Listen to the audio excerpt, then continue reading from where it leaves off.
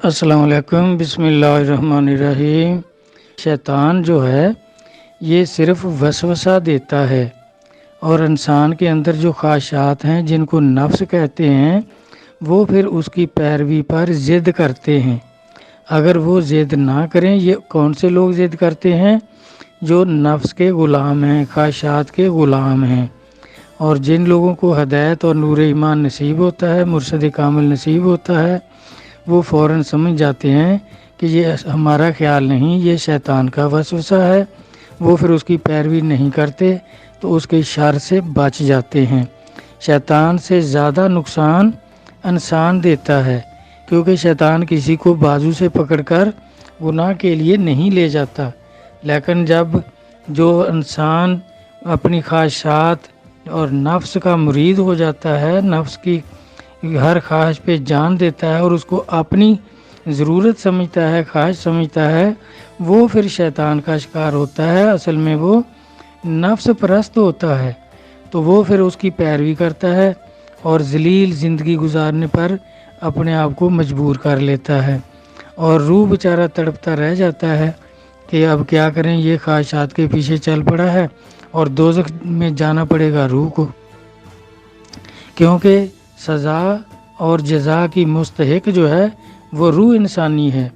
نفس بذات خود کوئی چیز نہیں ہے، یہ خواہشات کا نام ہے۔ تو یہ خواہشیں جو ہیں تو یہ ختم ہو جائیں گی، جب آدمی مرے گا خواہشیں ختم ہو جائیں گی، اور جو جزا سزا ہے وہ جو کچھ اس نے کیا وہ روح بھگتے گی۔ اسی طرح روح کو موت بھی نہیں ہے، یہ داخل کی جاتی ہے، نکال لی جاتی ہے۔ جب آدمی مرتا ہے تو روح نکل جاتی ہے۔ اب کہتے ہیں اللہ تعالیٰ اس کی شارک سے بھی قریب ہے، نفسوں میں موجود ہے، دل اس کا عرش ہے۔ تو اب دیکھیں جب روح نکل جاتی ہے تو کیا پھر اللہ تعالیٰ اس میں ہوتا ہے؟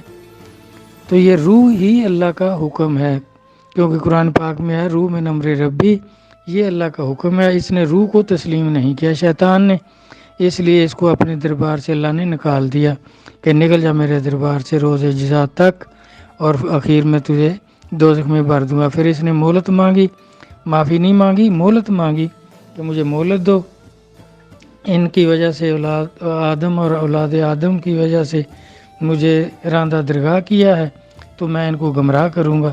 اللہ تعالیٰ نے فرمایا جو میرے بندے ہوں گے وہ تیرا کہنا نہیں مانیں گے، یعنی جو بھی تو وسوسہ دے گا، جو خواہش ان میں پیدا کرے گا، اور خواہشیں تیری پیروی کریں گی، جو نفس پرست ہوں گے۔ نفس پرست خواہش پرست کو کہتے ہیں، اور نفس کا کوئی وجود نہیں ہے۔ تو ان کو اللہ تعالیٰ نے فرمایا پھر میں تیرے ساتھ جہنم میں بھر دوں گا، اور جو میرے بندے ہوں گے وہ تیرا کہا ہی نہیں مانیں گے، وہ میرے نبی اور میرے ولی جو ہیں ان کے راستے پر چلیں گے تو ان کو میں جنت عطا کروں گا۔